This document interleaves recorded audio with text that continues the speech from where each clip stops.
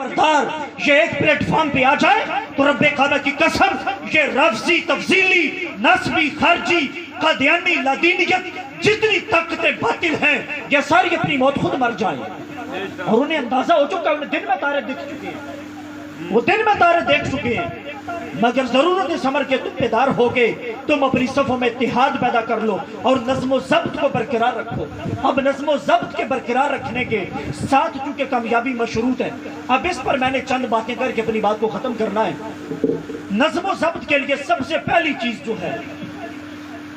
امیر کا تقرر اور امیر کا انتخاب، یہ ظاہر بات ہے کہ یہ قائدین کی ذمہ داری ہے، تو قائدین جس کو ذمہ دار مقرر کر دیں اور جس کو لیڈر مقرر کر دیں، چاہے وہ کسی شہر کا، کسی صوبے کا یا پورے ملک کا یا کسی ایک یوسی کا، تو انتخاب جس کا بھی مرکز کر دے تو ہم نے ان کی شخصیت کو نہیں دیکھنا کہ یہ مرکز نے کن کو ہمارے اوپر امیر مقرر کر دیا، بلکہ مرکز کے انتخاب کو دیکھنا ہے۔ یہ میں تنظیم کی بات آپ کو سمجھا رہا ہوں کہ تنظیمیں کامیاب کیسے ہوتی ہیں۔ ہمارے ہاں تو یہ سب سے بڑا المیہ یہ ہے، تحریکی طور پہ ناکام ہونے کے اعتبار سے، تنظیمی اعتبار سے ناکام ہونے کے اعتبار سے ہم اپنی عقل و خیرت کی گھوڑے دوڑاتے ہیں۔ فلاں کو امیر مقرر کر دیا گیا اور فلاں کو جناب والا یہ ذمہ داری دے دی گئی، ان سے سینئر بھی تو موجود تھے، ان سے زیادہ قدآور شخصیات بھی تو موجود تھی، تو خدا را اگر مشن سے مخلص ہو تو پھر آنکھیں بند کر لو۔ ہاں کوئی غیر شرعی امر تمہیں نظر آئے تو پھر اس کو بیان کرو، اور وہ بھی عوامی سطح پہ نہیں بلکہ جو اس کمزوری کو دور کر سکتی ہیں ان کے سامنے وہ مسئلہ لے کے جاؤ اور ان کے سامنے بیان کرو۔ تو اس وقت جو سب سے پہلا کام ہمارے ذمے ہے کہ جس کو مرکز جو ذمہ داری سونپ دے تو امیر اور جو مرکز کا نمائندہ ہے اس کی اطاعت تمام شرعی امور میں اور تنظیمی امور میں اپنے اوپر لازم جان لیں، اپنے اوپر لازم جان لیں، انشاءاللہ کامیابی آپ کے قدم چومے گی انشاءاللہ۔ اور یہ تنظیم کا سب سے پہلا یہ اصول ہے، یہ تنظیمیں چلتی کیسے ہیں، کامیابی سے کیسے امکنار ہوتی ہیں کہ جو بھی امیر مقرر کر دیا گیا، علماء ماشاءاللہ کثیر تعداد میں یہاں بیٹھے ہیں، اگر یہاں فقہ کی اور فتاوی جات کے اعتبار سے اگر پورے ابواب جو فقہاء نے اس اعتبار سے مرتب کیے اور خود اللہ کے محبوب علیہ السلام کے فرامین بھی اس اعتبار سے موجود ہیں کہ اگر حبشی غلام بھی امیر تمہارے اوپر مسلط کیا جائے تو کب تک اس کی اطاعت تمہارے اوپر لازم اور واجب ہے، اور پھر ان احادیث پر محدثین کا فقہاء کا بڑا طویل جو ہے سفر وہ ان کے آگے کلام موجود ہیں علماء کے، تو یہ ساری چیزیں ہمیں اپنے پیش نظر رکھنی ہیں۔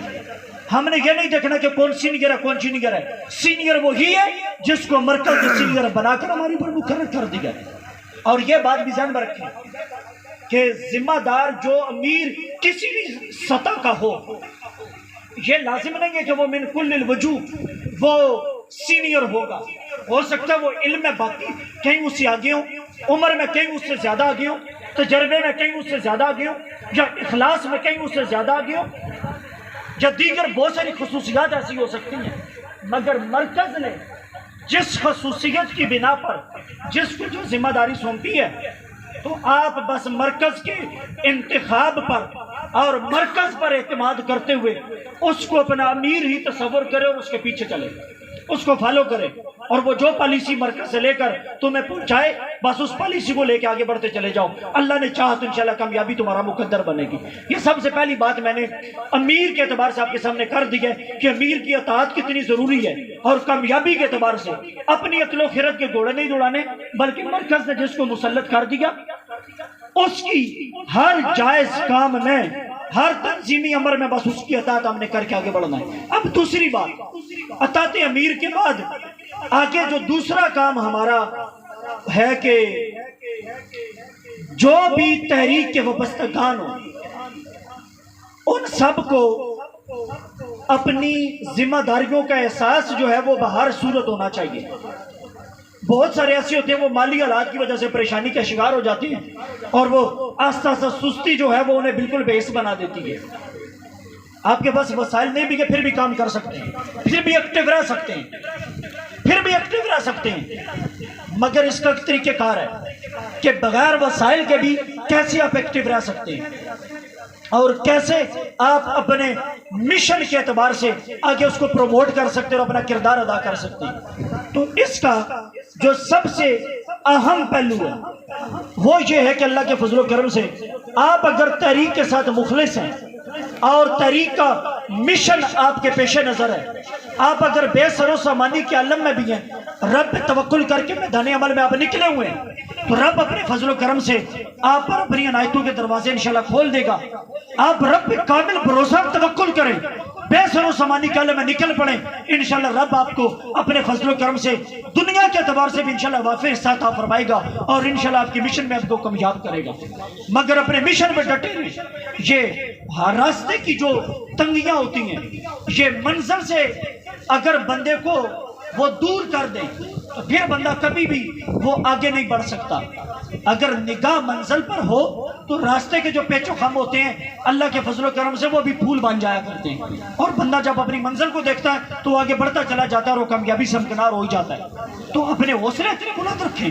عزم اتنا اعلیٰ ہونا چاہیے اور اتنی ہمت کے ساتھ اور اتنی جرأت کے ساتھ آگے بڑھتے چلے جائیں، ہر فتنے کو اپنے پاؤں تلے روندتے چلے جائیں۔ اور سب سے آخر پر جو بات مجھے آپ سب کے گوش گزار کرنی ہے وہ یہ ہے کہ ترجیحات میں تحریکی کاموں کو رکھنا یہ بھی بڑا ضروری ہوتا ہے۔ ترجیحات میں رکھنا،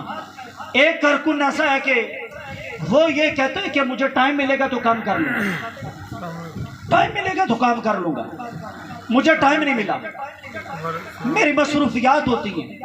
تو بھائی تحریک کے لیے کام نکالنا پڑتا ہے، تنظیم کے لیے، مشن کے لیے ٹائم نکالنا پڑتا ہے۔ جس طرح آپ کا روزانہ کا یا ہفتہ وار یا ماہانہ ٹائم ٹیبل ہے، جدول ہے کہ میں نے ہر روز کے یہ کام کرنے، ہفتہ وار میں نے یہ کام کرنے اور مہینے کی بنیاد پر میں نے یہ کام کرنے، تو اسی طرز پہ اگر آپ روزانہ کی بنیاد پر آدھا گھنٹہ کم از کم آپ تنظیم کے لیے مختص کر لیں، کہ آدھا گھنٹے میں نے ایک دو لوگوں سے ملاقات کرنی ہے، انہیں اپنی تحریک کا منشور بتانا ہے، اپنی تحریک کے غرض و غائب سے انہیں واقف کروانا ہے میں نے۔ اگر ہر روز اس میں کامیاب نہ بھی ہوئے تو انشاءاللہ ہفتے میں 7 دنوں میں آپ 2 دن 3 دن تو ٹائم نکالنے میں کامیاب ہو ہی جائیں گے۔ اور اگر ہفتے میں آپ نے 3 4 5 لوگوں کے تک بھی اپنا پیغام پہنچا دیا، ان 5 میں سے اگر ایک بھی آپ کے ساتھ چلنے کو تیار ہو گیا تو انشاءاللہ آپ کا مشن پورا ہو جائے گا۔ اگر ہفتے میں ایک بندہ آپ تحریک کے ساتھ کارکن بنا لیتے ہیں تو مہینے میں کتنے بن گئے؟ 4، تو پھر یہ 4 اگر ہر مہینے بنتے چلے جائیں تو اللہ کے فضل و کرم سے ہر طرف بہاریں آ جائے کام کی، اور ہر طرف ہر گلی ہر محلے میں اللہ کے فضل و کرم سے وہ لبیک یا رسول اللہ کی صدائیں جو ہیں وہ ہر طرف گونجے، اور ہر طرح کے فتنے جو ہیں وہ خود اپنی موتاب مر جائیں، اور سارے فتنے آپ اپنے پاؤں تلے روندتے چلے جائیں، اس انداز سے آپ آگے بڑھتے چلے جائیں۔ مگر ضرورت اس عمر کی ہے کہ ہمیں اپنا جدول بنا کر اپنی ترجیحات میں اپنے مشن کو رکھ کے آگے بڑھنا ہے۔ اللہ تعالی ہم سب کا حامی و ناصر ہو اور ہم سب کو اس عظیم مشن پہ کام کرنے کی توفیق عطا فرمائے۔ قرآن مجید کی جو آیہ مقدسہ میں نے پڑھنے کا شرف حاصل کیا ہے، اللہ جل جلالہ نے فرمایا ان الدین عند اللہ الاسلام، اللہ کے نزدیک دین جو ہے وہ دین اسلام ہی ہے، اور یہی وہ دین ہے جس سے صبح قیامت تک باقی رہنا ہے۔ اور اسلام یہ فقط مسجدوں کا دین نہیں، مدرسوں کا نہیں، خانقاہوں کا نہیں، ایک معاشرتی مذہب کا نام دین اسلام ہے۔